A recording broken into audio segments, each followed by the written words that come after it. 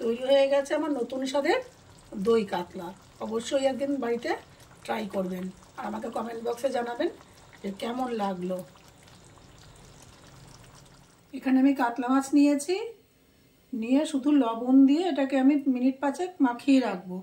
ভুল করে আমি আগে একটুখানি হলুদ দিয়ে ফেলেছিলাম। এটা হলুদ ছাড়া রান্না হবে, সাদা রান্না।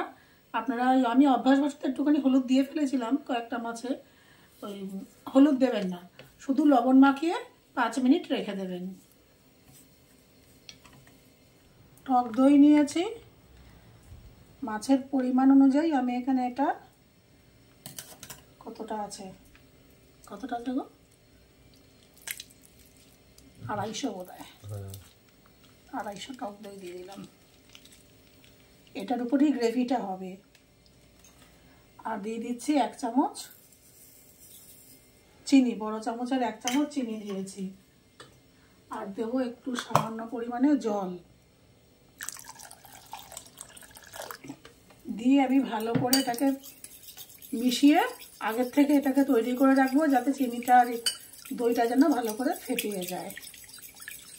আমি নিয়েছি একটা বড় পেঁয়াজ, রসুন, এই আদা আর রসুন। আদা রসুনটা আমি একটু বেশি পরিমাণে নিয়েছি, আমার অন্য রান্নাতেও লাগবে, সেই জন্য আমি রান্না করার সময় কইটুকু দিলাম দেখিয়ে দেবো। আমি একসাথে পেস্ট করে রাখার জন্য বেশি করে নিচ্ছি। এর মধ্যে লাগবে পেঁয়াজ বাটা, আদা বাটা, রসুন বাটা। আমি মাছটা ভাজবো বা রান্না করব সর্ষের তেলে। আপনারা ইচ্ছা করলে এটা রিফাইন্ড অয়েল বা সাদা তেল আমরা যেটা বলি সেটাতে করতে পারেন। তেল গরম হয়ে গেছে, এবার আমি মাছগুলো ভেজে নিচ্ছি। আমি কিন্তু আবার বলছি, আমি ভুল করে একটুখানি হলুদ দিয়ে ফেলেছিলাম। আপনারা কিন্তু মাছে হলুদ দেবেন না। মাছটা ভাজা হয়ে গেছে, এবার আমি এটাকে তুলে রাখবো। এই তেলে আমি দিয়ে দিলাম 2 তেজপাতা আর একটু আস্ত গরম মশলা, দারচিনি, ছোট এলাচ আর লবঙ্গ। এবারে দিয়ে দেবো পেঁয়াজ বাটা।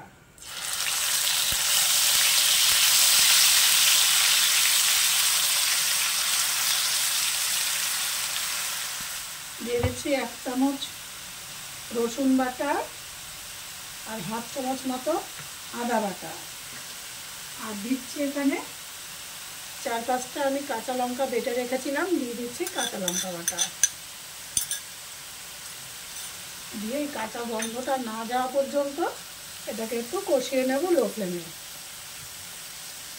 মশলা কষিয়ে নেওয়ার পর আমি এই যে জল, দুধ আর দই আর চিনি ফেটিয়ে রেখেছিলাম এটা দিয়ে দিলাম। এবার এটাকে আমি ক্রমাগত নাড়তে থাকবো।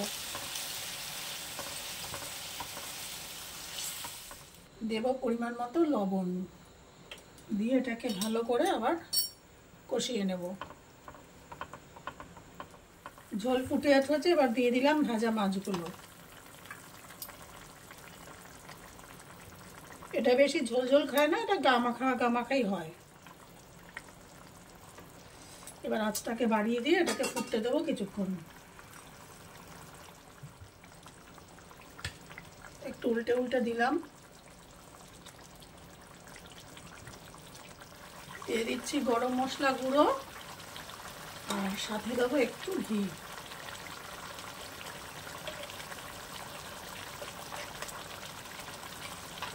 নামাবার আগে দিয়ে দেবো চেরা কাঁচা লঙ্কা। যদি ঝাল কম খান তাহলে আর চিড়বেন না, তাহলে আস্তটাই রাখবেন। দিয়ে আমি এটা নামিয়ে দেবো। তৈরি হয়ে গেছে আমার নতুন স্বাদের দই কাতলা।